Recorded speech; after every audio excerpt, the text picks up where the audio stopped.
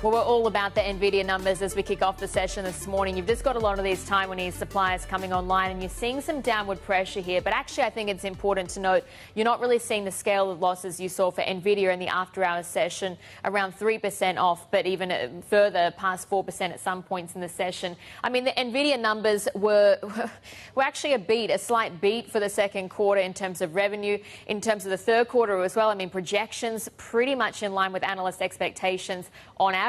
The problem is when you've got these really lofty projections. Some, for instance, have been seeing sales of $60 billion for the third quarter. Actually, the company's guiding for $54 billion. The very big question is really what happens for China. And the company as well is not really baking in China at all, any China sales into their current forecasts. But could they resume their sales? Would there be demand? And can they start to perhaps sell some sort of modified Blackwell infrastructure into the market as well? But that's the state of play there. We're going to dig a lot more into the Nvidia numbers throughout the day today.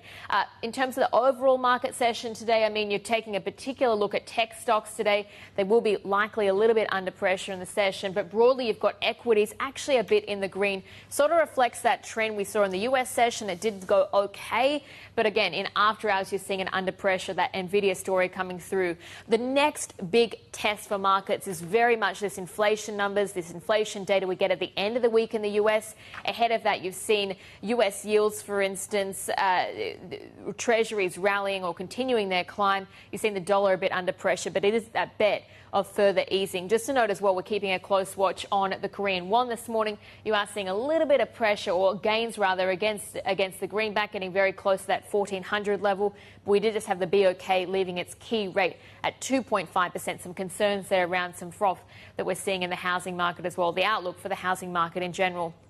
Golden Dragon Index, this is really notable here because we saw a sharp sell-off overnight. This is actually the worst session we've seen for the Golden Dragon Index in 2 months. You're up against that context of a huge rally that we've seen in Chinese stocks, but that big warning from Meituan, warning of major food losses in this Chinese food war. Of course, we've got Alibaba coming up. We've already had JD numbers, but certainly telling us that story. ADRs we saw down around 10% in the session. Of course, Meituan, a very heavy weighting in Hong Kong. Broadly, again, you can see here what we're setting up for in the session today is weakness ahead.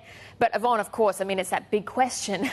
The rally that we've seen in Chinese equities, I mean, we're talking about $1 trillion. Is that starting to look a little bit on thin ice? And you're starting to see, right, what are the potential sort of red flags that we're seeing here? You know, margin trading, certainly. We've seen turnover hit another 3 trillion RMB yesterday, despite the sell-off. But then there are signs that potentially, you know, we are seeing maybe, you could say, people trying, or at least regulators trying to slow down this sort of rally, right? What we've been hearing from our sources about brokerages, for example, now limiting purchases or cutting back on financing, also talking about raising this margin deposit ratios as well. You know, obviously there's no clear-cut, you know, directive from regulators so far.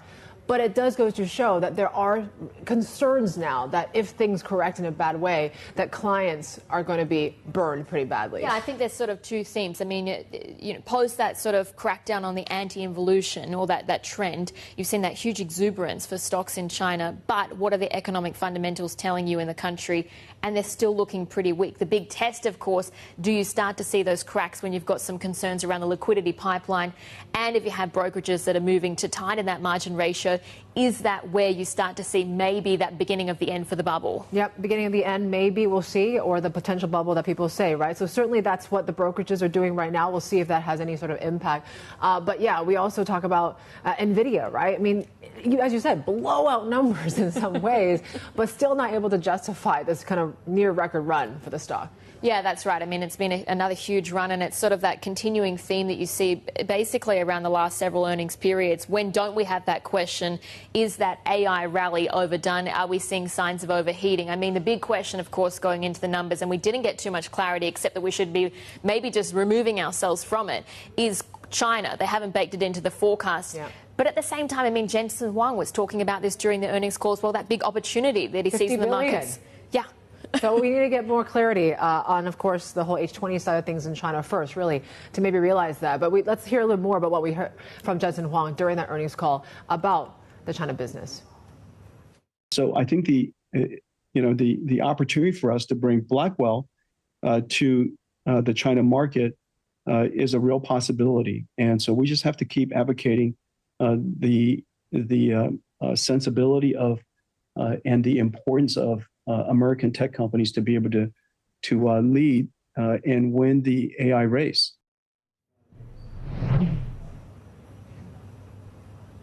Let's bring in Bloomberg senior tech editor Nick Turner in San Francisco. Nick, thanks so much for joining us. I mean, there was really a lot to unpack in these numbers. What stood out to you in particular, and what were the key takeaways? Well, yeah, I mean, as you noted, the fact that there's no China sales in the forecast, or at least the H20 sales in the forecast, could be read as a positive, because it shows that they're kind of hitting their targets even without China. But the general reaction was that the forecast wasn't really what people were hoping for. I should note that the range of estimates for this for the third quarter was essentially $15 billion apart in some, so you really had a really wide range. I mean, the numbers here are obviously very large, but a much bigger range than you usually see for Nvidia or certainly any other company. So why do you think the stock reacted the way that it did? Because these were pretty good numbers, Nick. Is it mostly about the cloudiness around the China business, or are they really starting to see signs that this whole AI spending boom is starting to peter out? I think that you had so many of these sort of blockbuster beats with Nvidia over the last couple of years that maybe people were just looking for something along those lines. It was a decent forecast, and I don't think it's sort of really anyone's going to interpret as a shockingly bad thing for the company. But obviously, it wasn't that kind of just, oh my God, wow, they just hit it out of the park again kind of quarter. And I think a certain number of investors were certainly looking for that.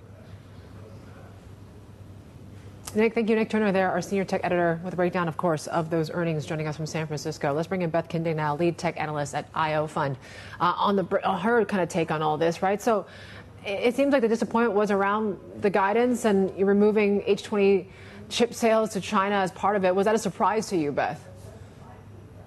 Yeah, I would say it was not a surprise. I would say it was more just very confusing, right? I mean, it was going back and forth a lot, leading right up to the print. Analyst estimates were getting cloudy around that item. How much H20 revenue would be recognized this quarter, if any. That's where a lot of the wide range of estimates was. What I would say is, if you just look at Q2, this stock should be down much more after hours than what it is, because compute had a quarter-over-quarter decline. We're talking Nvidia, the biggest AI compute leader in the world. But the reason the stock has recouped some of those losses, and I think will retain strength, is because of that guide for Q3. It was very strong. They're moving 15% quarter-over-quarter growth in Q3. This is above and beyond expectations. So just to compare, it was a 5% quarter-over-quarter growth when you included networking for this Q2. It's now accelerating to 15% quarter-over-quarter. It's really all about Q3, and it's because Blackwell and Blackwell Ultra are starting to ship. And if you know that story, you're not selling this stock right now. Do you think then we got enough sort of clarity around the demand outlook for Blackwell Ultra, and also moving past that Rubin as well? Yes, where the line item is that also really strengthens the second half story is that networking beat by a significant amount. And networking is indicating that those larger systems, which are moving from 8 GPUs to 72 GPUs, it just needs a lot of networking to do that, is indicating that Q3, Q4 could be stronger than what it appears. And then again, you have that acceleration going into Q3. That really is quite strong as we look forward for Nvidia. So in some ways, I think you're saying the Blackwell strength that we've seen offsets some of the headwinds from China. But what is your outlook on China? I mean, do you think that the mainland market will eventually open up to Nvidia? Is it just a timing issue, you think, Beth, once we kind of settle the geopolitical headwinds? When I look more broadly, China has strong domestic players in EVs, strong domestic players on mobile. AI is exponentially larger market. I would foresee China having stronger domestic resources for AI and not having that be an import across the board, just like EVs and mobile. For my opinion, I see self-reliance on semiconductors being the way forward for China, if I were to guess.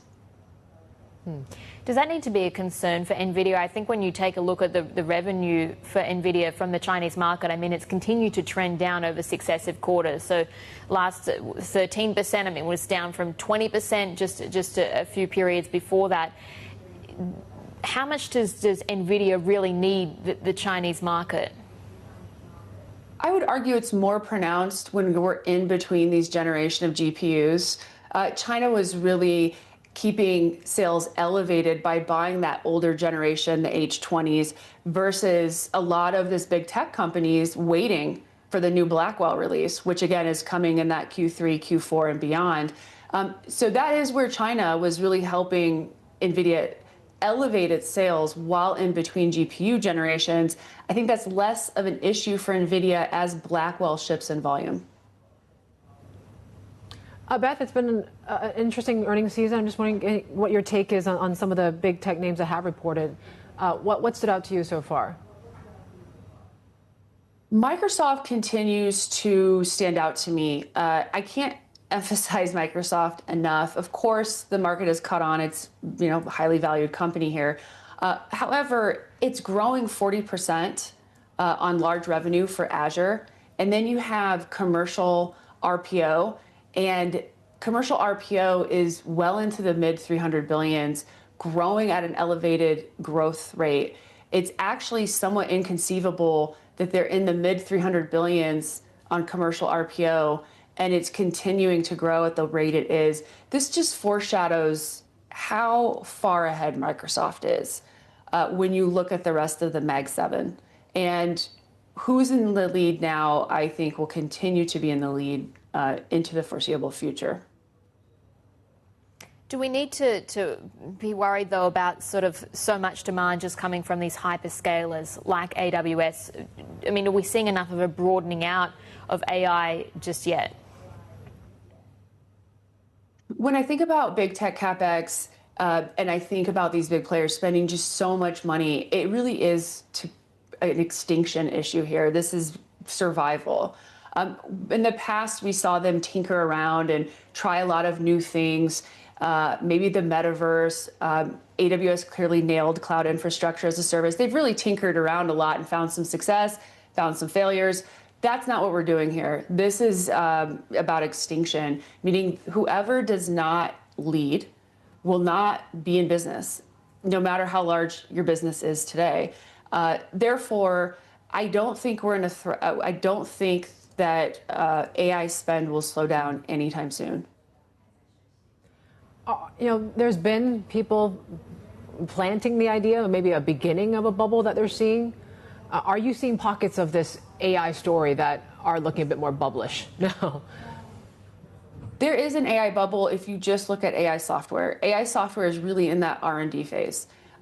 It doesn't have what you call product market fit, which would be lots of customers paying a fair value for the app, for the service. However, the picks and shovels hardware is the sweet spot right now. It goes back to that big tech CapEx. Even once big tech CapEx starts to dry up, that will only allow enterprises to step in and take that inventory. And of course, there's Nvidia, but Nvidia has dozens, if not beyond dozens, maybe up to 100 suppliers across all the different components and across all the different supply chains. And then when you think global, it's quite a large ecosystem. When I say picks and shovels, that is not where the bubble is. That is sustainable investing. That's Beth Kindig there. Thanks so much for joining us this evening. That's lead tech analyst at IO Fund joining us from Boulder, Colorado. And still ahead, we're going to get more on the markets. Of course, it's all about that Nvidia reaction in the session today. William Blair will join us on why they see uncertainty ahead despite that recent Chinese rally as well. And taking a look at how Meituan is indicated to open in Hong Kong. I mean, we already saw ADRs down nearly 10% overnight. A very big warning from the company on the outlook around food price wars in China. So that should be setting up very much in the red. But counting down to the open of trade in Shanghai, Shenzhen, Hong Kong, this is the China Show.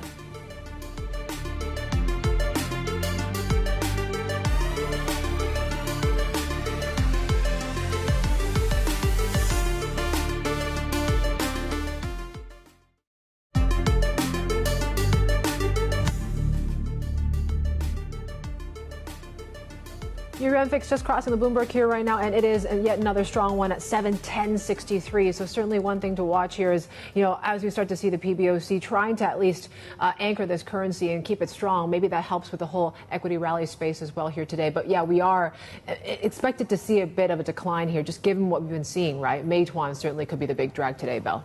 Yeah, I mean, we already saw ADRs, for instance, down nearly 10%, but we're certainly setting up for a day in the red on that stock. In terms of what else we're watching in the session today, I mean, the Yuan is in focus, given we've just seen it slipping back off that 9-month high. We did, though, see the greenback a little bit under pressure overnight as well. So maybe that will also, of course, it will play into it. What else we're tracking is the CSI 300. We are starting to look at that 4,500 level coming into focus. Small caps rally, I mean, that's another watch for us as well.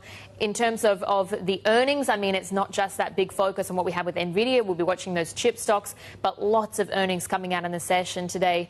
You've got the likes of ZTE, for instance, SenseTime, that's a Chinese AI leader, a lot of the brokerages, logistics companies like Costco, SF Holding. I mean, lots of numbers to track. And as well, that Jimmy Lai trial is ongoing. Yep, we'll continue to watch that one there. But yes, let's talk a little bit more about the stock rally in China, really sparking concerns about potential risks to investors as well, and prompting some brokerages and fund managers to cut back on financing and limit purchases. Let's bring in our Asia equities reporter, Winnie Xu, on more on this. On what do we know so far, what they're doing and why? Yeah, exactly. So brokers are raising the margin deposits for investors. But actually today we're hearing some more updates around some credit card companies potentially also setting some restrictions when it comes to funding for buying stocks. So we're seeing more and more restrictions coming into play when we are in this bull rally that we're looking at. So that might be that early sign of maybe bubble bursting, if there is a bubble, but certainly things are kind of slowing down a little bit. And that actually weighed on yesterday's afternoon session when we saw the CSI 300 and the HSCEI down more than 1%. And yes, there is some profit taking after a big rally, but also most investors were pointing to the concerns around that, the restrictions around the margin deposits. And they're saying that might be triggering more brokers to do similar things, and also might be a signal that regulators are shifting into a more deleveraging tone, and that hurts retail sentiment. Retail investors have been taking a lot of margins, and also institutional investors, they might have to be forced to cut down their over-leveraging positions. We're just getting Meituan that's coming online in pre-market trading here. You can already see down 10%. I mean, that's kind of to be expected given we saw ADRs and a lot of the analysts or traders cutting their profit projections as well on the stock. We have those sort of seen that outperformance of Asian tech stocks over their US counterparts. Can that really extend? Yeah, actually, Meituan's earnings today, not the most upbeat, but when we look at the broader, for example, the China tech names, actually, earnings halfway through, we do see some of the positive signs when it comes to Tencent, for example, and yesterday, Capricorn was also really strong. So with names that are really able to kind of capture the AI strength and be able to monetize that, we're seeing that investors see that as quite positive and are showing more reward signs. But overall, we are expecting the Asia tech names to still continue their outperformance. Yes, we did see Nvidia posting some disappointing earnings today, but Asian tech stocks not affected as much when you look at the Japanese names and Korean names erasing some of their losses. And overall, broader picture, tariff risks kind of coming down, and also investors looking into some of the alternatives when it comes to rotating away from U.S. amid this weakening trend of the U.S. dollar. And there are also other individual reasons why we like Asian tech names, including kind of the stable profits when it comes to Japanese names, South Korea, and also TSMC still having really upbeat results.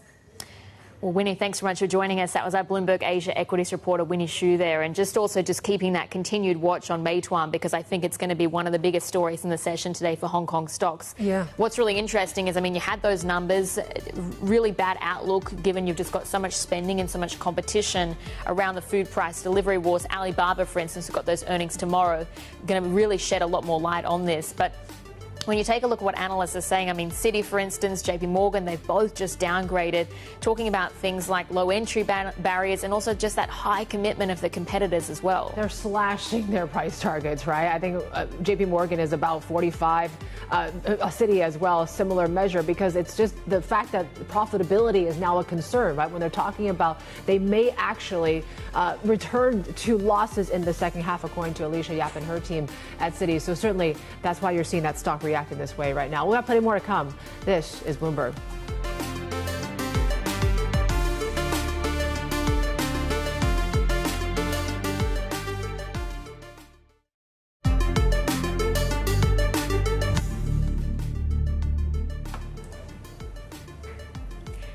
Well, going into the open this morning, we're setting up for some losses on the Hang Seng. I mean, one of the big drags is going to be Meituan. We had those numbers out overnight and the company warning of major losses this quarter.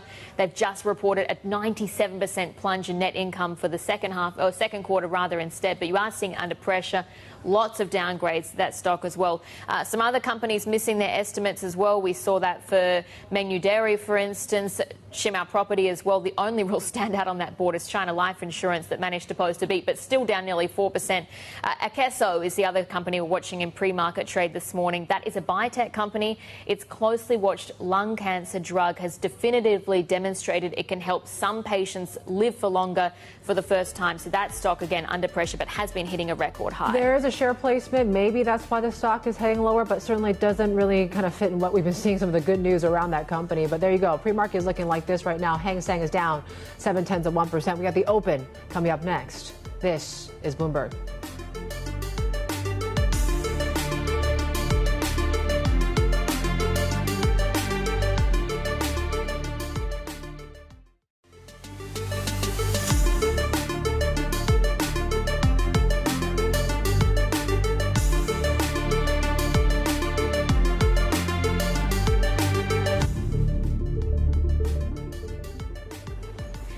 Welcome back. You're watching The China Show, and we're counting down to the opener markets this morning. Look, there's kind of a few themes that tell us maybe, I mean, you can see there we're sitting up for a day in the red, but on the one hand, you've got Nvidia numbers that are sort of casting a shadow across markets generally, or the IT sector in particular. Watch those Chinese tech stocks, though. Do they be the beneficiaries, or are they the beneficiaries? On the other hand, you've got these concerns around the amount of liquidity pressures we could start to see in China as well, and is that rally looking a little bit on thin ice? So just some of the things we're watching this morning. Yeah, if you're looking for any sort of near-term catalyst to derail this rally, think about the brokerages and what we just talked about, right? Sources telling us that they're looking into raising margin deposits, limiting purchases, even when it comes to credit cards among the banks as well. Certainly those are signs, maybe small signs, that maybe things might start slowing down, right? Or at least, we don't have any confirmation that regulators are giving this sort of guidance, but certainly it is some sort of signs here. But you take a look when it comes to how these markets are doing. We did see that downside yesterday, right? So it seems like we are extending some of these losses here onshore, but we're pretty flat. But yes, the Nvidia story certainly is filtering through a little bit here in the Asia session, but not as much, right? As Belle mentioned, that 3% drop in the after hours trade. But yeah, we'll see how the chip plays there, because, the Capricorns alike have been on fire of late. What we're watching very, very closely here is, of course, what's going on in some of the big mega caps. Guiqiao Maotai is flat here right now, but we're watching very closely Capricorn Tech. There you go. We're up 3.5%. So the fact that Nvidia excluded the H20 chip sales to China in that outlook, may that be a positive sign for some of these local chip makers, right? This whole China buying China theme certainly continues here, and Capricorn is the darling and maybe that new national champion. We'll talk to Shirley Ren about that in her latest column. It's a good one. Flip the boards and take a look at how Hong Kong is doing. Of course, we're focusing all on Meituan here today. The stock was down some 10% in the pre-market, and it looks like, there you go, we're down some 8% here right now.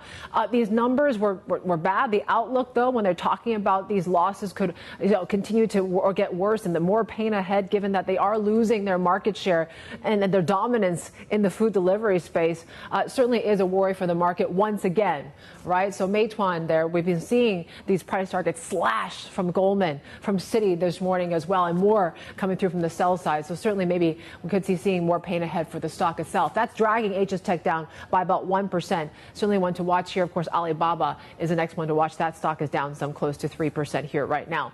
Then again, we're talking about the strong fix as well. So we're still seeing some strength in the currency, a lot of economists or market strategists out there think 7 could be in the cards. So that could actually help at least support this rally in some ways. But there you go. If you're looking for bright spots, it is the chip space in China. So after those Nvidia earnings as well. So does this open a window at least for some of these local domestic players in this whole AI race? So certainly that's one sort of narrative that we're seeing here. So SMIC up some 1.5%. In terms of earnings, we have to go through it's CNOOC, it's Mengniu, it's China Life, it's Shimao. So everything in sort of the traditional oil space. You got consumption plays as well, insurers as well. Certainly there you're seeing decent moves on those overall, and we do have a pretty big listing today. Well, a big move, at least in the first trade.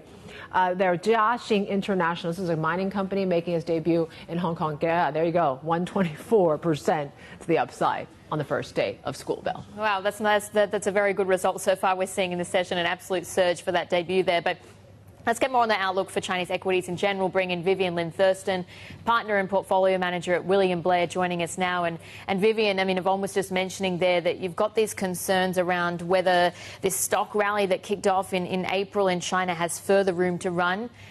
Do you see that happening, or are we looking a lot to be in bubble territory right now? I think part of the drivers of Chinese equities rally yet today was driven by the liquidity and inflows from the global investors. So to some extent, we'll see how this factor continue to play out, whether US dollar weakening will continue to be the case or US trade policy remain uncertain. Therefore, global investors and US investors will look at other markets such as China to deploy capital. On top of that, we do see fundamentals of several industries in China have improved. So going forward, I think the performance of Chinese equities will continue to predicate it on those two factors. And then on the country level, industry level, you have to be very selective. It has to be very much bottom-up driven, company by company, industry by industry. Vivian, are you concerned about some of the metrics that people look at and whether this market is getting overheated, whether it's margin trading, whether what we're seeing with the brokerages now and trying to limit purchases and raise margin deposits, for example? Are those telling signs to you that maybe we're coming to an end on this rally in any way? I think there could be some kind of a near-term a technical factor, given that the market has rallied quite hard yet today. However, if you look at the fundamentals and corporate earnings of some of the industries which have rallied quite a bit, I think it's justified. So in China, we have seen in the past that the path to the bull market never linear. We probably just came out of a few years of very difficult markets, and then now we start to see the corporate earnings recovery and also some better policy support coming through. So I think we could still see maybe a rally after a certain consolidation phase. But at the end of the day, I do think it has to be company by company, industry by industry, and it has to be driven by the underlying fundamentals and earnings. It's interesting that you talk about sort of those improving company fundamentals. Meituan, for instance, though, has just had their earnings out. We're seeing that big sell-off in the session so far today, down around 7% right now, I think. But generally, you know, this sort of prediction that the food delivery wars are going to be extending. I mean, what do you make of the anti-involution drive so far generally in China? And do you see that actually starting to bear any sort of fruit to improve company profits as well, or company profit margins? Yeah. This is exactly the example that, as I mentioned, we have to go industry by industry or company by company. So Chinese e-commerce industry has been in this pretty intense competition for a long period of time. So this is not a very surprising, I would say, outcome for some of the leading players continue to see the pressure. So the evolution has been quite evident in e-commerce of China. And part of the reason is because e-commerce as an industry has already matured to some extent in China, as the penetration rate has become very high. So we'll see how this anti-evolution eventually going to impact this industry on the positive way. But I do think from the bottom-up industry itself, kind of intrinsic characteristic perspective, it's very difficult to see the government interference would eventually play a positive impact, in my view. So, yeah, okay. You have to be very company-driven, company-specific. Yeah, and that's certainly one theme. I think another theme that continues to support this rally, Vivian, is the AI trade, right? And I look at something like Nvidia and how even blowout earnings are still not enough to justify the rally in the stock. Does Asia tech look like a really cheap buy compared to what you're seeing in the U.S.? Yeah. And does that sort of rotation have more than just a tactical sort of trade now? Yeah. I remain positive about the AI development in China. And I think not only globally, I think we're still in the very early phase of the AI, the disruptive industry, as we have seen so far, even though we know none of the disruptive growth themes is linear. But China specifically, I think, could decouple from the rest of the world in terms of the AI development. Both is driven by their desire to be self-reliant in terms of that technology, and then also to more driven by their ability to continue to pursue their own ecosystem development at an affordable price. So from that end, I think China AI trade or AI-driven kind of earnings growth will continue. And we start to see the impact, I would say, from the recent earnings report among different industries, whether it's internet, whether it's online gaming. Now we even talk about industrials. So AI start to play a very important role from both the cost reduction, productivity gains, and even content production to those industries. So I'm very positive about this trend going forward, even though you have to come down to different companies, a different phase of the growth, if you will. But overall, I think we're still the early innings of this development. What about the preference of A over H shares? Where do you stand on that? Yeah. So we have seen the A to H kind of premium has narrowed, meaning that the Hong Kong listed stocks have rallied quite a lot. I would say outperformed the A share markets. That's why you see that discount narrowed. However, for some fast-growing or high-quality companies, we actually already see A share and H share is trade at parity. There's no disparity about the valuations. So I think it really depends on what kind of companies.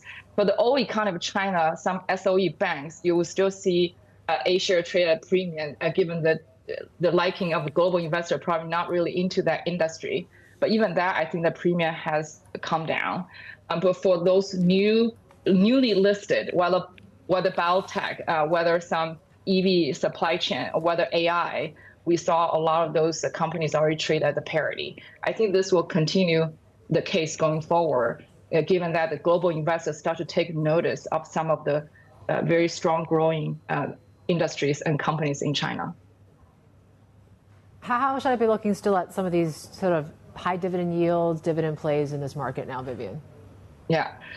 I do think there's still a spot for that, because given that China has such a low interest rate, therefore I think the seeking for yield continue to be there. It especially depends on what kind of investor you are. If you're insurance-driven kind of wealth management-driven kind of products, you probably will still like to have that dividend plays. So I think in China now we see pretty divergent or diverse kind of preferences by different investors.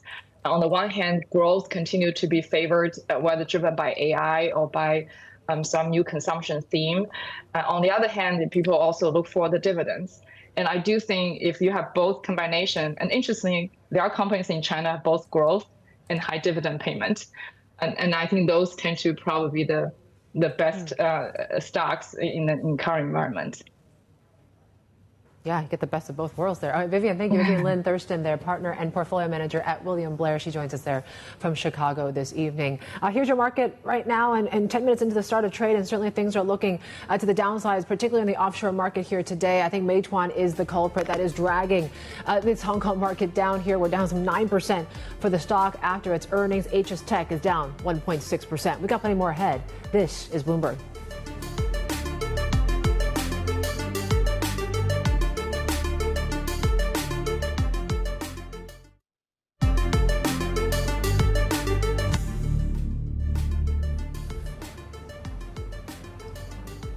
You're watching the China Show, and we're just in the thick of earnings, which is why we can justify having so many logos on one screen. But some of the standouts that we're going to be watching in the session today, I mean, you've got the likes of, in the tech space, for instance, ZTE, you've got SenseTime, you've got Huawei. I mean, big focus on Chinese semiconductor names, because actually there's just been some reporting from the FT, for instance, saying that Chinese chip makers are looking to triple their output of chips or AI chips next year.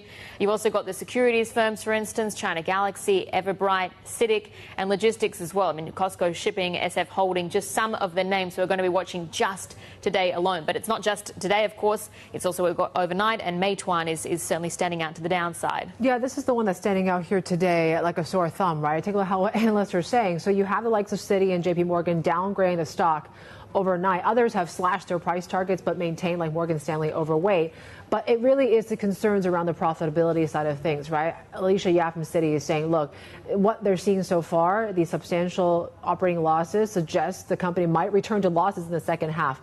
And it actually may take longer than the market can tolerate, her team says, for Meituan to regain profitability. It just goes to show they're still in the thick of this whole price competition and price war. Yeah, as well. I mean, JP Morgan, for instance, cutting to neutral from overweight, but the price target, a huge cut there from 150 Hong Kong down to 105. But essentially, again, similar sort of theme, saying that there's a high commitment from competitors like Alibaba, for instance, JD, and low entry barriers. Morgan Stanley, though, keeping their overweight, but they're saying that, yeah, in the near term, you're going to see that earnings pressure continuing. Yep. So in the midst of all this price wars, are certainly not just, seeing it in the food delivery space. It's also in the EV space as well. And really, China's campaign to stamp out an EV price war appears to be having limited effect. Now, data shows the country's top auto brands kept discounts intact or even deepened or slightly reduced them in July. Let's bring in our China correspondent, Min Lo. She's been looking at these numbers and joins us from Beijing now. So tell us, it doesn't seem like anti-involution is really making much traction right now. What's going on? Yeah, it really shows you the challenge that the government faces in trying to rein in this irrational competition by getting private companies to end their price competition. But data from China auto markets is showing that so far the discounts in July continue to remain at around the same level. Some are even increasing discounts and some reduce discounts by very little. But so far, analysts are saying that, yes, these car makers, after being summoned by the authorities, they might commit to not cut prices, at least the sticker prices, but they can still do a lot of things to throw in promotions and incentives, right? They can provide, a free upgrade to a premium cabin, better seating, provide, free home charges, low interest financing, all sorts of ways to entice customers. So while, the sticker prices may not reduce, it's going to be hard for that to reflate as well. And you talk about Meituan, right? That warning from the company about more pain ahead. It seems like investors might be afraid that we might be seeing the same thing in the EV sector as well, because overnight in the US session, we saw a big sell-off led by the likes of XPeng, Li Auto. We continue to see this sell-off in the Hong Kong session as well. So yes, that continued sort of competition. We also see sales prices on average declining as well, which tells you two things. Either the discounts are still continuing or that customers are choosing to buy cheaper models, and that shows you that the underlying appetite for consumption is still pretty weak at the moment. Yeah, you mentioned Li Auto. I mean, I think ADRs were off nearly 9%, but you can see they're down around 3.5% right now. So how do the results we've had so far also set us up for their numbers later today?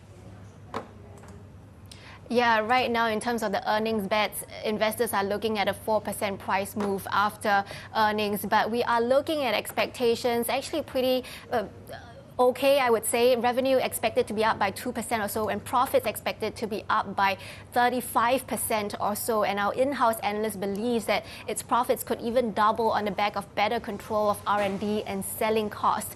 But margins, though, could be compressed again because of the intense competition, the promotions that are being offered.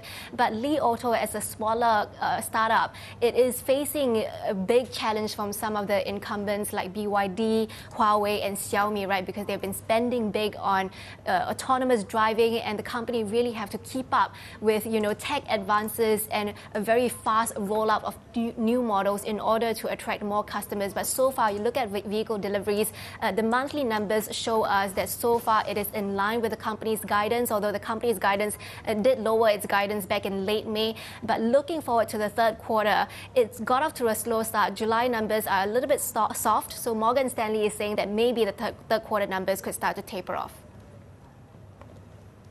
All right, Min, thank you. Our China correspondent there, Min Lo, joining us out of Beijing. We're watching one stock also on the bright spot here in this market, and that is Trip.com. So this is also an earnings story that we saw from the company, and basically it was a beat when it comes to second quarter profit, revenue also jumping some 16%, and they also announced a share buyback program of up to $5 billion, which was a bit of a standout there. So there you go, Trip.com up some 7%. This is Bloomberg.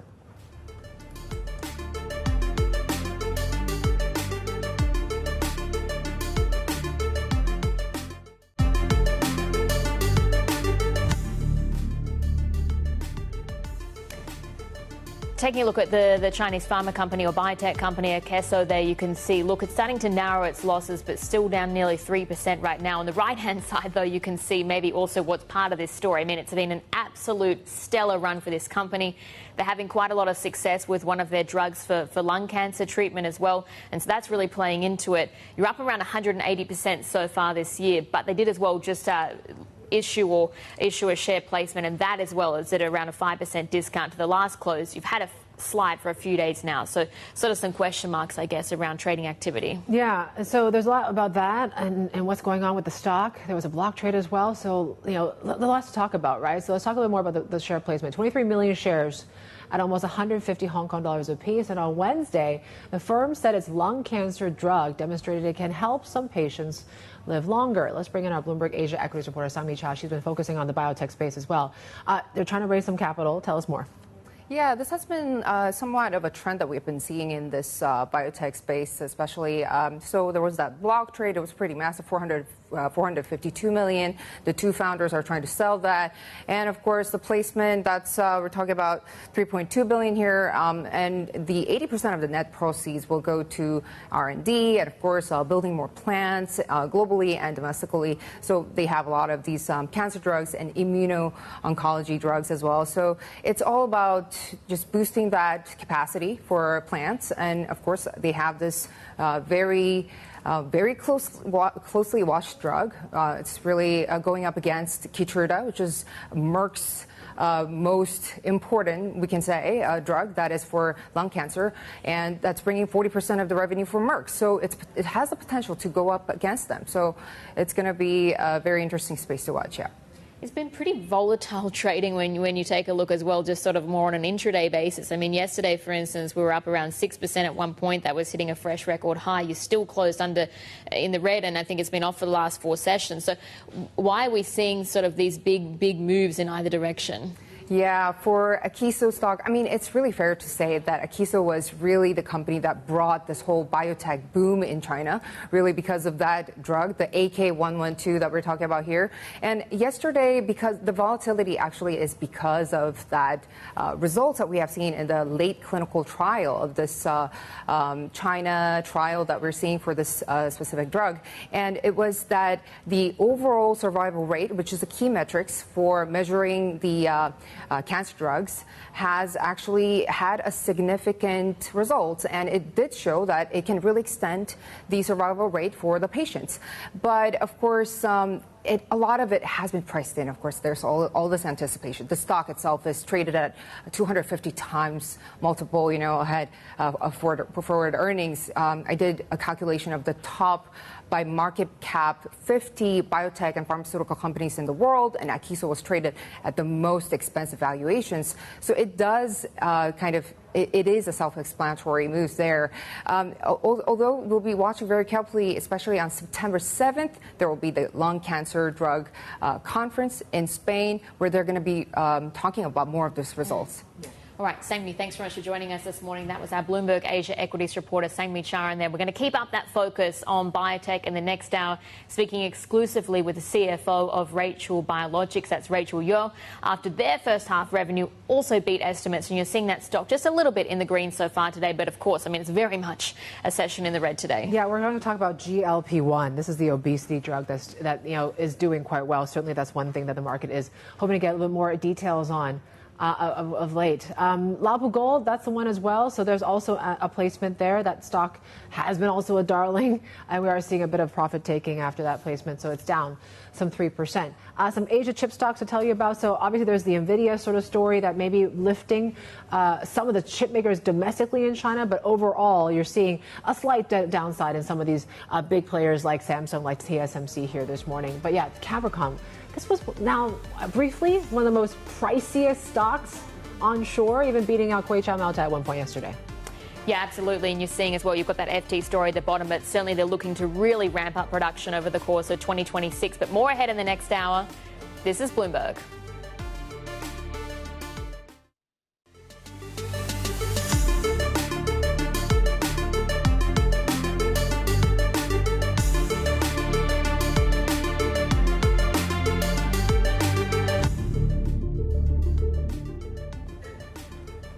Welcome back to the China Show. Here's a look at the HSI half hour into the session, and it is a down day here today, and it is because of what you're seeing at the bottom of the screen there, which is Meituan coming up with some pretty interesting and pretty disappointing numbers there when it comes to just, we haven't seen any sort of let up in this whole food delivery price war, right? And they're projecting potentially more losses ahead.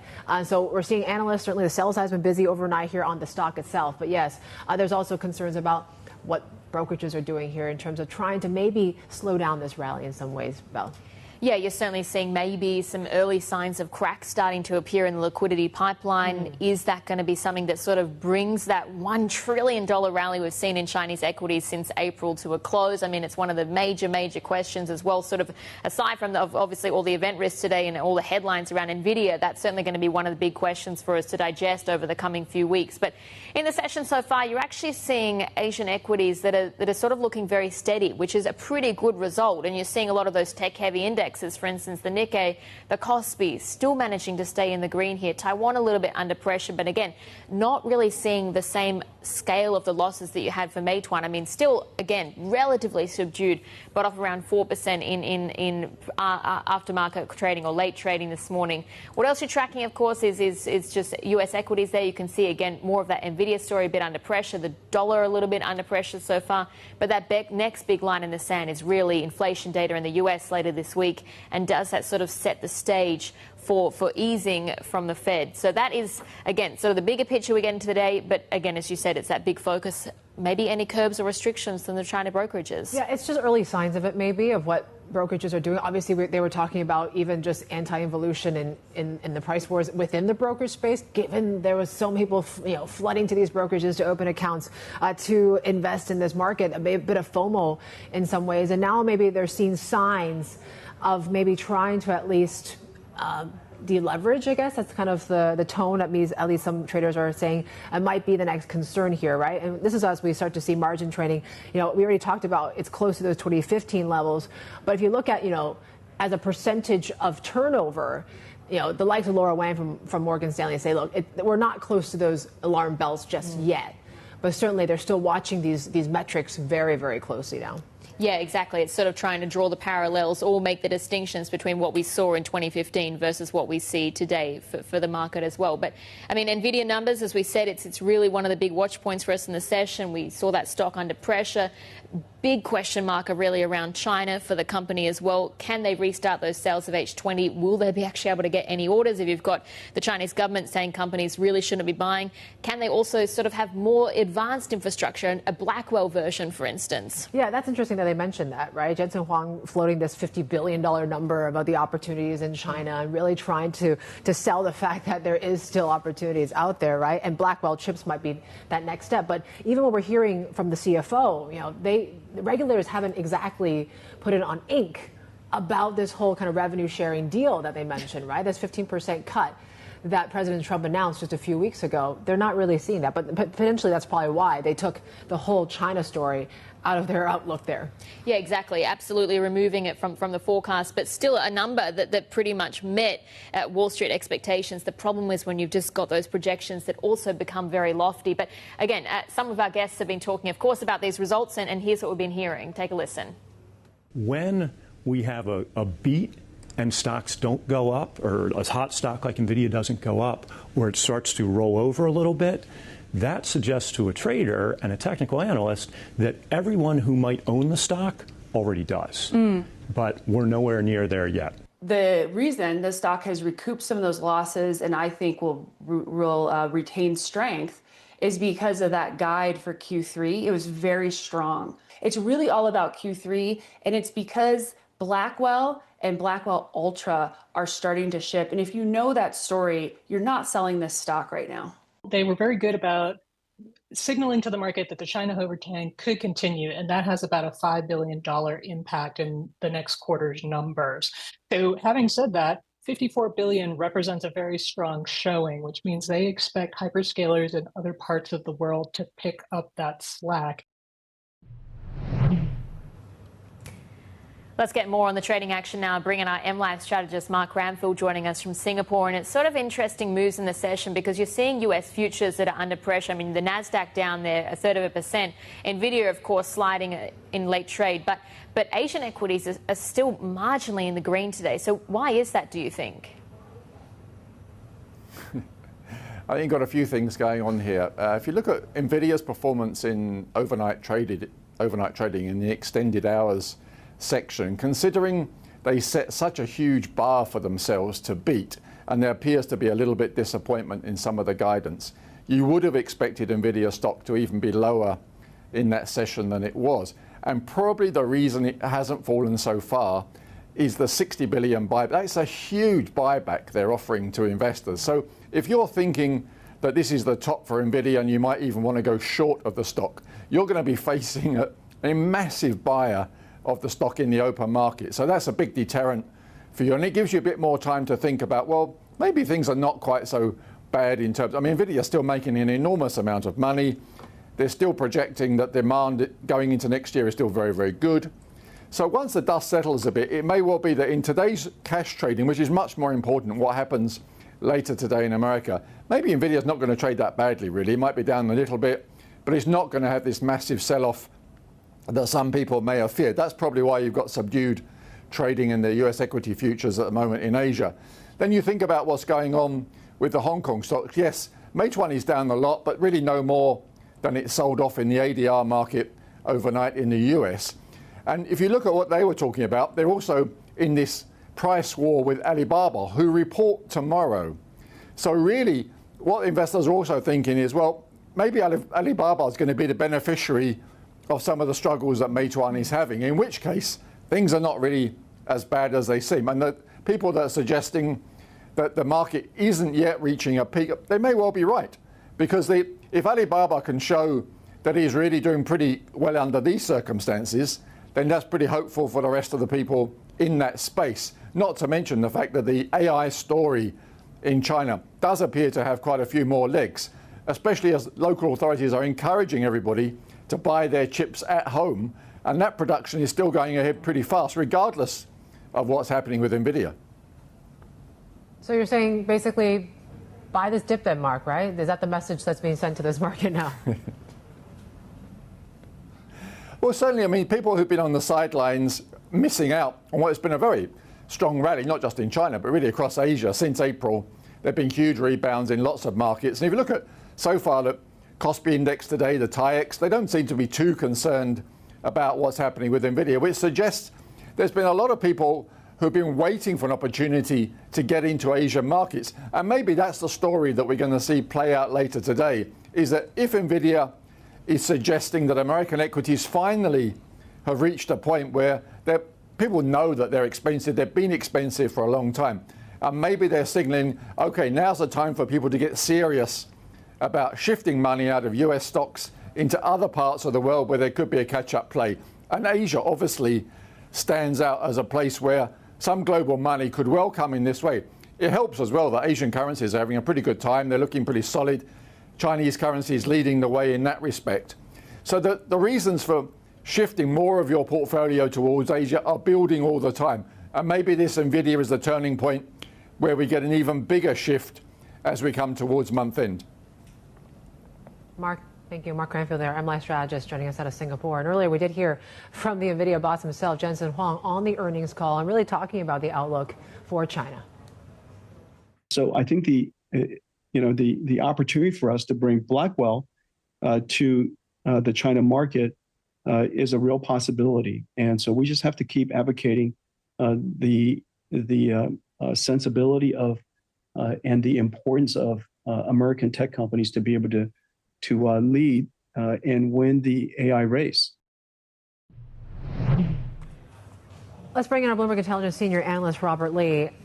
I think you're kind of shaking your head a little bit when we were hearing some of the commentary around the Nvidia story, but tell us a bit more about what you think stood out to you and really overall when it comes to the China business as well. Okay, sure. I mean, if you look at the stock price reaction, I think it was pretty textbook because I think, as I said in the preview comments yesterday, to state the obvious, the stock's been trading very close to an all-time high. As we've seen in previous quarters, a lot of high expectations being baked in. Although the reported numbers were solid and were marginally ahead of what was expected, and the guidance, again, was pretty solid. I mean, fundamentally, I don't think there are major questions that, as Mark was saying, that would trigger any larger sort of profit-taking or sell-off, particularly given the company has announced this additional $60 billion in buybacks, which is substantial and should provide some short-term support. But it was the lack of incremental surprise. It was largely in line with what we expected. Although there were some more bullish people out there, looking for a big beat, that didn't happen. So I think, again, going back to textbooks, it's unsurprising you're seeing profit-taking. But on the China side, I think on the H20, on balance, it's unlikely that Nvidia, or highly unlikely that Nvidia, for all the reasons we know, they'll be allowed to ship H20. I mean, it appears that the Chinese government is obviously encouraging companies to buy local as it pushes towards tech self-sufficiency. And as I said previously, from a Chinese perspective, America's proved itself to be an unreliable partner. But I think the most interesting thing for me that came up from these results, as you mentioned previously, is Blackwell. It does appear now that Nvidia is shifting in terms of its strategy. I'm sure there is some backroom lobbying going on with the US administration to try and convince the Trump administration to allow them to sell Blackwell to China, and Blackwell being their most advanced GPU. I think that's still the big question, though. I mean, you're taking a look at some of those Chinese chip names today that are gaining off the back. I mean, it's still that big question around self-reliancy. How do you, as an analyst, evaluate the scale of the size of the China opportunity? Because Jen-Hsun Huang's saying it could be worth up to $50 billion, but at the same time, it's the China demand side of the equation as well. Yeah, in total honesty, given the lack of data, the lack of numbers, it's very hard to come up with a precise number for the size of the China market opportunity.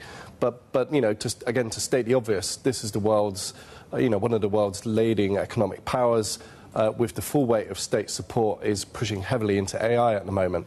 So I don't think the demand appetite for AI accelerators or GPUs is in question whatsoever. But again, given the geopolitical backdrop, given the rivalry between the US and China, then Chinese companies are increasingly being encouraged by the government and authorities to buy locally. And then also, if you go, I mean, this is an ongoing saga on H20 and it goes back to earlier export ban put on Nvidia chips by Trump. What Chinese companies have done, because obviously China's got substantial engineering resources, in terms of software developers, they have a 3-to-2 numerical advantage, approximately, over the US. And, China's very good at software development. It's a key strength. So with this unreliable supply coming from the US has forced Chinese companies to innovate, to use software in order to reduce the computational power and the computational needs of their AI models, which has allowed them to use local chips. So in terms of spec, a lot of the local chips, whether they're from Huawei or even Cambricon, which has been making the headlines recently, don't match Blackwell.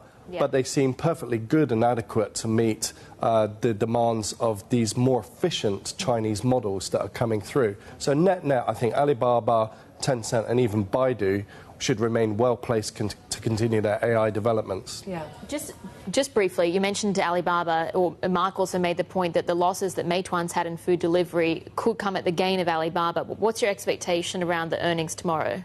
Okay, there's a price war in food delivery. JD and Alibaba have moved into food delivery. It's a low-margin business to start off with. You know, from the Meituan numbers, clearly they are taking share, but at what cost to the margin? So, and then also Alibaba, the cloud business is going to be in focus. If you recall, last quarter they missed margins. It's a very competitive space. So I think whilst we may see some revenue upside in Alibaba tomorrow, both in the food delivery and cloud, again, at what cost to margin? I think that's the major risk factor going into the print. All right, Robert, thank you. Robert Lee there, our Bloomberg Intelligence senior analyst. We just got some breaking news crossing here from Xinhua, also North Korea state media now confirming it. But it looks like the North Korean leader, Kim Jong Un, is going to be attending the China's military parade next week. So this is what we've been hearing from state media, and North Korea is all saying that, yes, the leader will be visiting the mainland and will participate in that celebration. Yeah, it's certainly going to be a lot of world leaders there. Russia's president, for instance, Vladimir Putin, among those, the Belarusian president as well. But up next, we're going to be talking investments with tech-focused, private equity firm Hermitage Capital on where they're seeing opportunities in China. More details ahead. This is Bloomberg.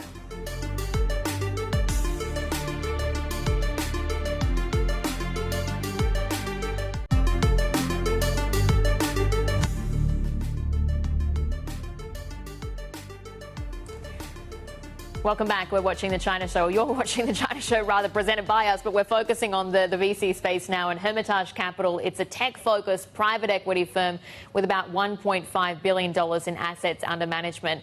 Notable investments include Horizon Robotics, the AI drug discovery firm XTalPi, as well as the Web3 DeFi firm Consensus. But Henry Zhang, president and managing partner at Hermitage Capital, joins us now.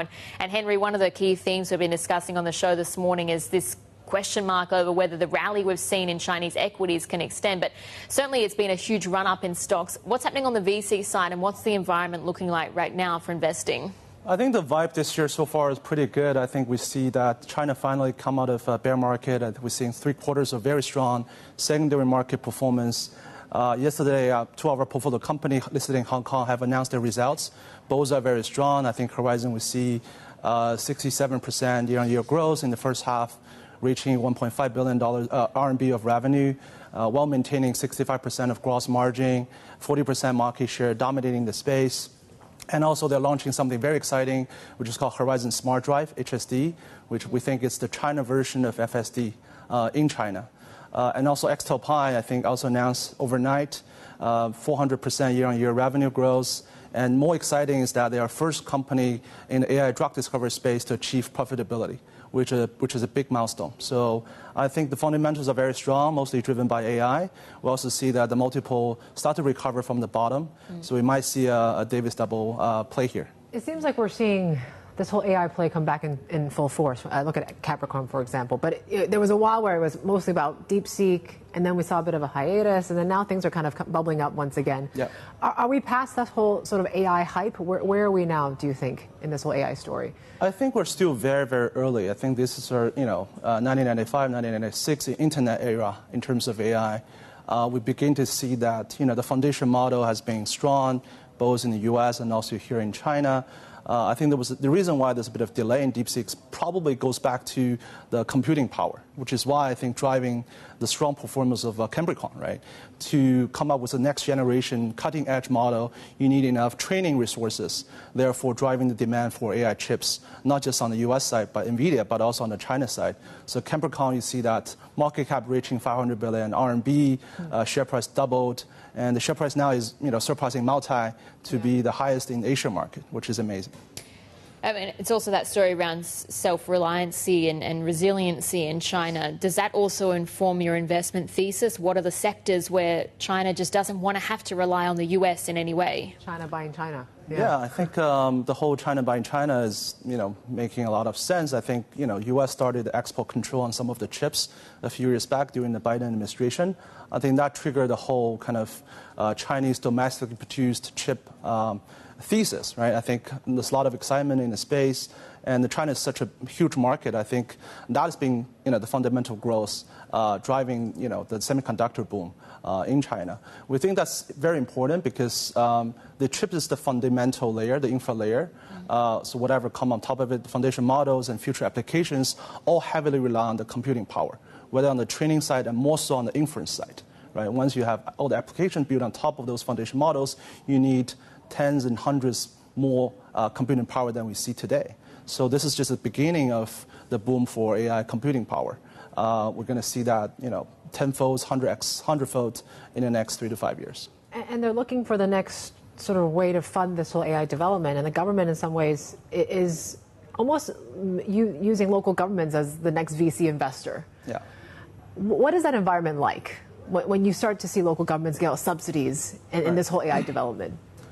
I think this is not too much different from when we think about EV industry in China. Yeah. I think the reason why EV was in China, look 10 years back, starting from the batteries like BYD and also CATL, I think the Chinese government does have the vision to lead industry growth and really putting the initial kickstart.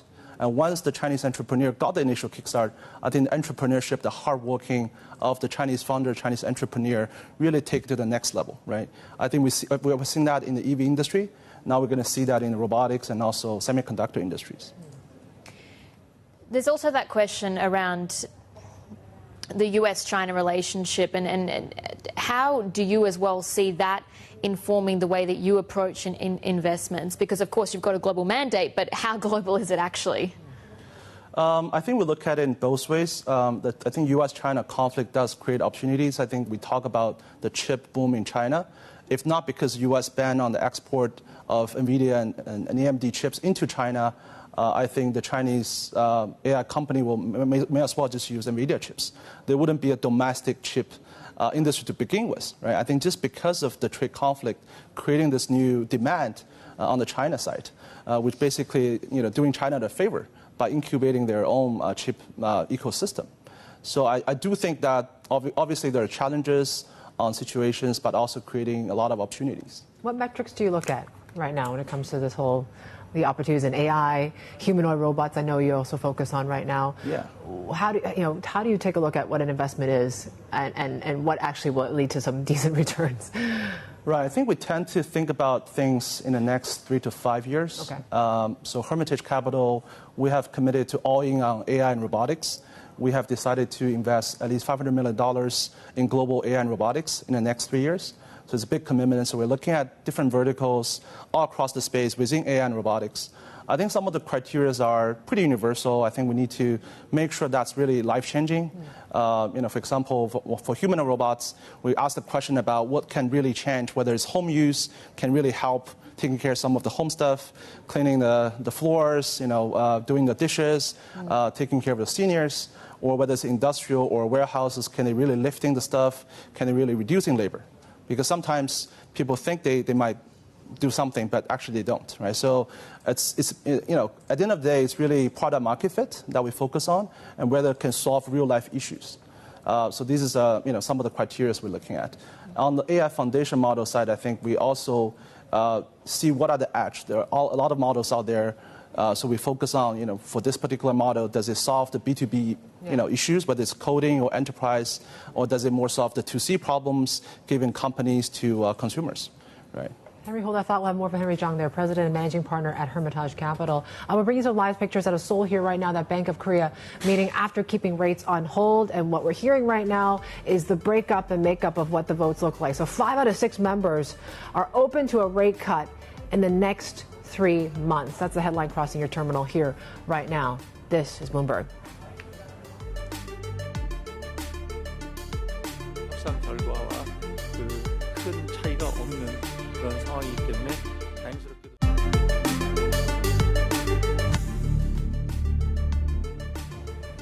We heard some more lines crossing from the Bank of Korea press briefing there with Governor Rhee talking about how 5 of the 6 members, so a majority there, open to a rate cut in the next 3 months or so. Not appropriate, he says, to comment on the terminal rate right now, but he expects that rate cut stance may continue until the first half of 2026. So leaning a little bit more dovish there.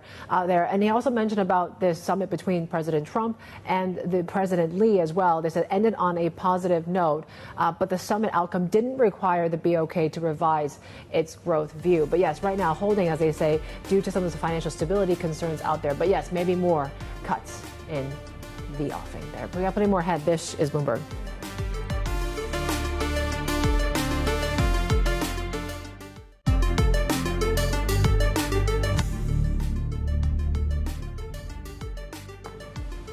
$11.29 in Tokyo right now. Japanese markets heading to that lunch break in just a moment, and we are seeing actually decent gains when it comes to Nikkei 225, which is, I guess, a little bit surprising given what we heard in the Nvidia story. And the after-hours trade was down some 3%, but it's not really impacting too much when it comes to some of these tech space here this morning. So at least that's good. The yen is at 147 levels here this morning, and Asia is slightly to the upside here today.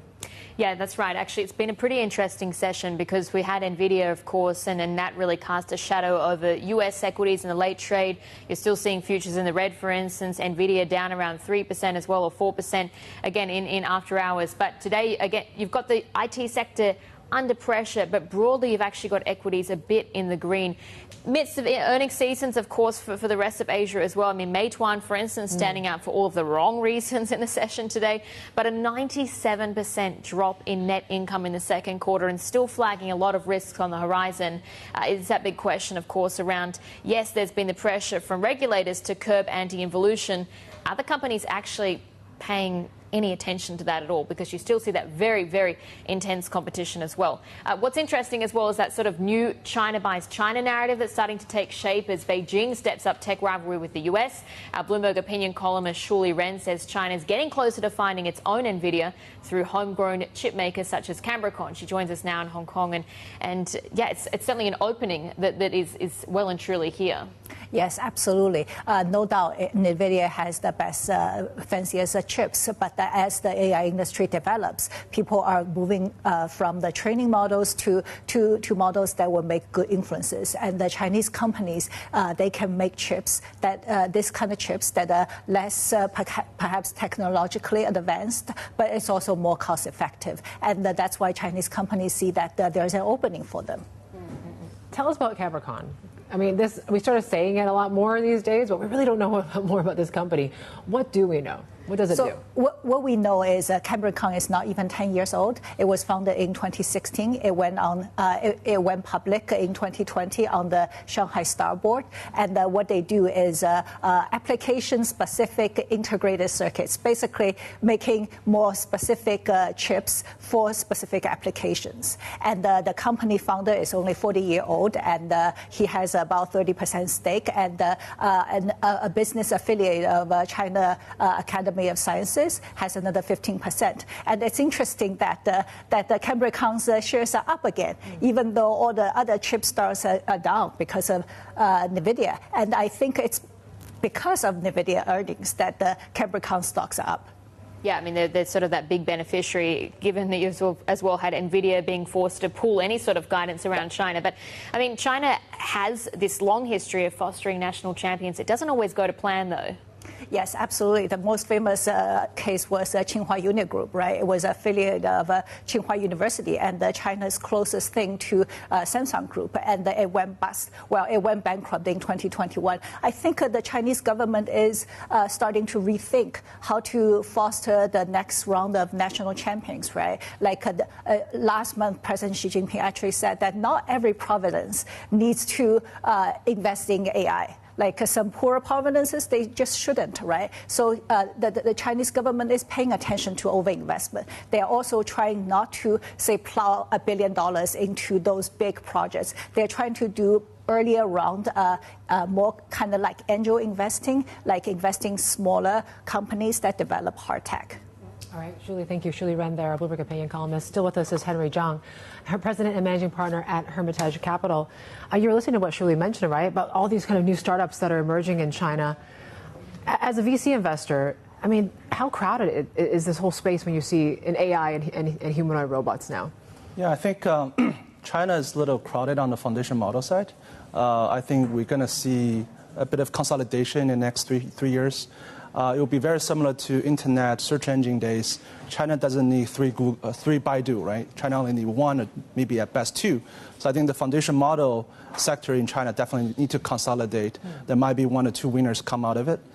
We see similar things in the US where I think it's come down to leading players such as OpenAI, Anthropic, and XAI. It's basically the game between the three.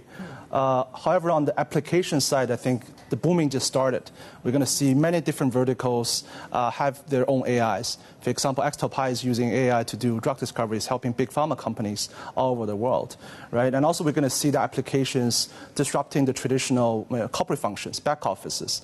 Think about finance, accounting, HR, vertical by vertical. You're going to see different startups coming out and just really replacing human beings with AI, right? AI agents. That's on the 2B side. And on the 2C side, I think we're going to see a lot of customized 2C content. Yeah. I think the next version of ByteDance I think of is AI native, that they tailor the content to your personal taste. Now they just feed to you, like they know what you want, and they feed whatever produced content to you. But imagine all the content will be created specific to your like. Right? Imagine that, right? That's going to come in the next 3 to 5 years. I think personalized AI on the consumer applications will be very exciting, and China will have a lot of advantage on that because China, through the internet competition, has a lot of good content, good talent, good PMs, product managers from BATs that are ready to create these kind of startups. What's the sort of environment as well among the entrepreneurs that you speak with, and what's sort of the sentiment today? I mean, you mentioned that consolidation, for instance, that you're expecting in the AI foundation model space, but what about humanoids? I was just speaking with a company the other day, a robotics company, saying they expect, you've got more than 100 companies today. In 5 years, they're looking for around 20. Yeah. How are people faring right now? Yeah, I think humanoid robots as a sector is very, very exciting. We start to see thousands of deliveries of human robots starting this year. We're going to see tens of thousands, 100,000s the year after. So we're going to see tenfold year-on-year growth for the next 10 years. I think our prediction is that by 2040, there will be more humanoids globally than vehicles. So every household in the next 10 to 15 years will at least have one humanoid robots to be a helper, to be a friend at home, right? So that's our prediction. On that basis, looking back on how do we capture the space, we think that there's a lot of ways we can play this. To have really the human robot that's working, it's a very long industry vertical, right? You have different layers to it. There's hardware piece of it, there's algorithm, there's software. I think China is definitely very good, well placed on the hardware side, because China is the manufacturing super hub. So a lot of the upstream components are similar to the EVs. Yeah. If you're talking about the tenders, a lot of the hardware components like the chips, China is very good at, and is also probably dominating the world. Even Tesla are importing, to my understanding, at least 50% of the components from China, right? In terms of the embodied algorithm, in terms of the training the action models, I think the critical bottleneck here, not just in China, but globally, is the data. Because you need the real life data in action to train those models. And those data is very, very hard to get and very expensive to get. Right? So I think that's a problem we need to solve collectively. Yeah, you just had two companies in your portfolio that went public. You mentioned Horizon Robotics, Xtelpy as well. How easy is it to go public? What are exits looking like to you now for the next foreseeable future? I think in Hong Kong is never the issue about getting listed. I think Hong Kong is a very, very friendly venue to get listed. I think the reason why there's some delay in some of our portfolios IPO is not because they don't want to get listed or they can't get listed. It's more because Hong Kong has been in a bear market situation for the previous 3 to 4 years. I think as a VC guy, we were concerned about if they do go listed, the share price may not be sustainable after lockup. But I think that situation has shifted since sort of Q4 last year, especially after DeepSeek. We see a big rally in the last 3 quarters. And both Xtelpy and Horizon, on the back of their strong performance, the share prices are doing really well. Both have seen 100% growth since the listing. What about onshore markets? It seems like that IPO market is getting a bit of mojo now. I mean, but there's so many boards, right? I look at Starboard, I look at Chinex. How are they all different, and how do you choose? We're primarily like a USD player, so most of our companies, portfolio companies, do get listed either in here in Hong Kong or the US. Sure. Some are listed in Asia, a stock board, but I think primarily still overseas. I think when choosing between listed venues, we got to look at different things. How easy it is to get listed. Stock board has specific requirement in terms of innovations. Whether do they meet the criteria? In terms of the multiples, now we do see that there's a bit of reverse of the A to H share premium. Right. Now H share in certain sectors are seeing a premium over A share, which is something I haven't seen in my finance career for the last 15 years, which is amazing. Yeah. What about the ticket size from an investment point of view? I mean, is that changing at all in China, given you've got a lot more exuberance around the tech sector generally and more on the RMB fund side, and you just said you're more USD, but they've had notoriously tough conditions for companies as well. Are you having to relax any of those, given maybe there's more competition from the investor side for these companies? I think, certainly it's a little crowded, more crowded on the RMB side. A lot of GPs come out and raise capital on the RMBs. So there's more competition. And also because of that, also there's a lot of startups, for example, in humanoid robotic space. To my point, I think there are too many startups out there try to compete for limited amount of talent, where I think we should really concentrate those talents in a handful of startups and really make it work. Because for humanoid robots to work end-to-end to solve real life issues, you need a lot of talent, as I mentioned earlier.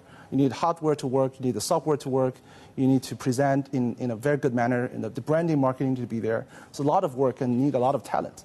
So what we're seeing some of the US and European startups is they really concentrate 40, 50 top talents around different fields and put them together as a super team.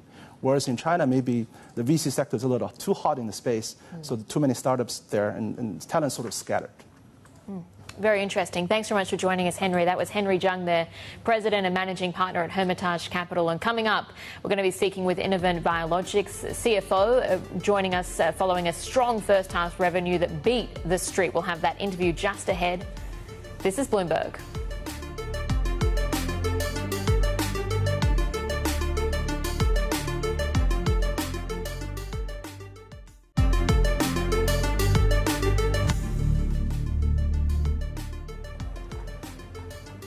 We're taking a look at shares of Innovent Biologics here this morning. Stocks up some 1%.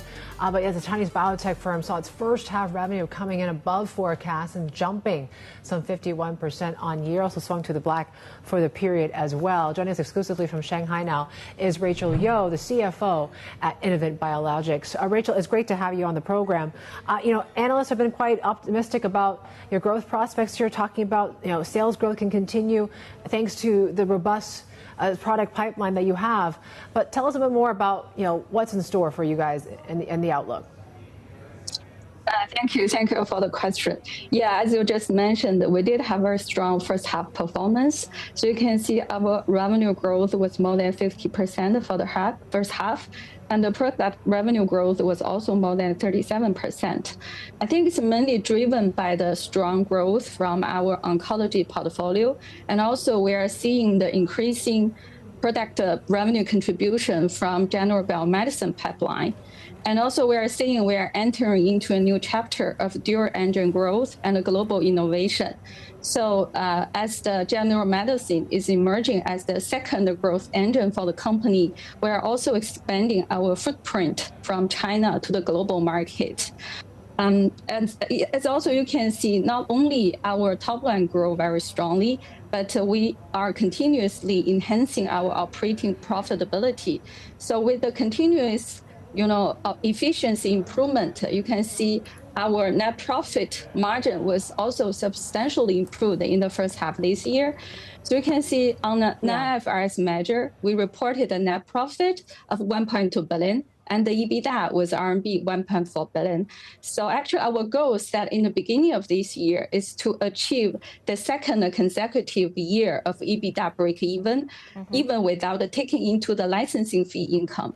But with the very strong performance in the first half, I think we are confident to achieve the better than expected 3-year profitability. And other than our financial performance, we actually generate a very positive proof of concept data across our pipeline to support our registrational study. So you can see we are planning to move our leading oncology assets, IBI363, into the global MRCT phase 3 in the second half this year. And we also, launched the first globally approved GCGR, GLP-1 dual agonist in the end of June. Sorry? Can I ask you about that obesity drug, Mazdutide in particular? I mean, maybe it hasn't showed up so much in the first half results, but what's your outlook for it as you move forward? Sure. Actually, we are very excited to, receive the approval to launch this product in China.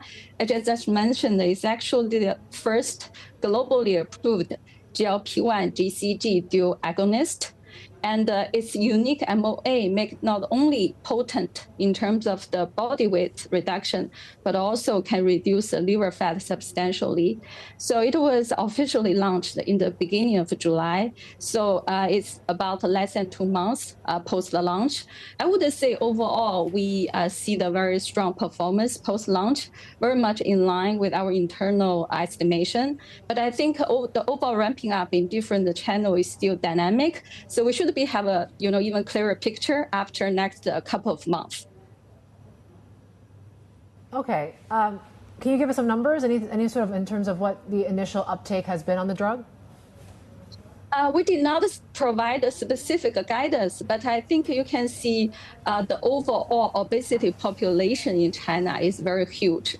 The total population for overweight in China, I think, is around 500 million. If you think about the penetration of the GLP-1 class in China, I would say it's still less than 1%. So we do believe, China is a huge market with quite a lot of growth potential ahead of us. And given that you're getting that sort of commercial progress on that obesity drug, then how's that also informing the investor interest that you're receiving, or if you're looking to raise more funds as well? Right. So I think basically you can see we have a very strong cash position. As of today, our cash reserve was about $2 billion. So I think if you look at our domestic business, we already reached EBITDA break-even last year, and the profitability was continuously improved in the first half this year. So the $2 billion cash reserve is mainly for the global development. I think we're in a very good cash position at this moment. What about in terms of getting more international investor interest? I know there was a big biotech summit that happened just recently here. Are you getting more international investors that want to actually invest in the biotech space?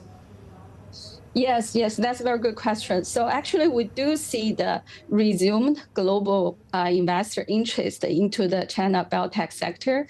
So you can see, if you look at the first half, the number of China biotech transactions has already reached more than 60, and the total deal value is about $60 billion. So the sector has been very active in terms of the deal making. And overall, I think the China bio sector is transitioning from the traditional me too, me better to a real driver for the global innovation. So I think we do see the very strong interest from global investors starting from first half this year. What about in the deal-making space as well? Because Innovent's just announced that it's received FDA clearance, for instance, to begin a late-stage global trial of a key cancer drug. This is IBI363 to be specific, but it is a drug that many analysts expect Innovent to be able to license out. So what does that mean then for the partnership potential for the drug? Yeah, so, as you just mentioned, we do see very encouraging data for our leading oncology assets, IBI363. And I think, we are also very excited to receive the approval from FDA to let us moving into the global phase 3. But I think the key for us is to make sure we are able to maximize the value of the 363, PD-1 IL-2. So I think, our goal is to make sure, we are either leverage our internal resource or leverage potential collaboration with partners. But the ultimate goal is to make sure we're able to maximize the value of our pipeline and maximize the shareholder return. There's a lot of questions among the sell side about your globalization plans. Rachel, can you tell us more about how actively you are actually hiring and maybe your plans to expand in the U.S. right now, and are you on track for that? Right. I think we also mentioned in our conference call earlier today, we are very actively, recruiting talents to make sure we have sufficient capability to moving our 363 and other pipeline assets into the global trial. So we started the preparation from the beginning of last year, and we're continuously hiring talent to make sure we have the capability to conduct the trial in the ex-China market. Rachel, thanks so much for your time this morning. That was Rachel You, the CFO at Innovent Biologics, joining us exclusively from Shanghai. But if you're a subscriber and want to re-watch that interview, you can just do that via our interactive TV function, TV Go. You can also become part of the conversation by sending us instant messages. So check it out at TV Go. We'll have more ahead. This is Bloomberg.